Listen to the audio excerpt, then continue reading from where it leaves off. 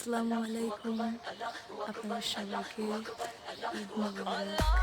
আজকে আমি আপনাদের সাথে একটি সত্যিকারের ঘটনা শেয়ার করব, যেটা আমাদের নিজেদের ভিতরেই হয়েছে আমার এক কাজিনের সাথে।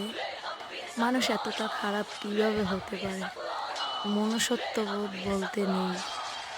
কিভাবে একটা মানুষকে মেরে তারপরে জোর করে মুখে বিষ দিয়ে যদি তার বাবার বাড়ি ফোন করে বলে যে আপনার মেয়ে বিষ খেয়েছে, তখন তারপর তার বাবা মা গিয়ে তাকে নিয়ে হসপিটালে যায়, হসপিটাল থেকে ফেরত দেয়, অন্য হসপিটালে নিয়ে যেতে বলে, তারপর বরিশাল নিয়ে যায়।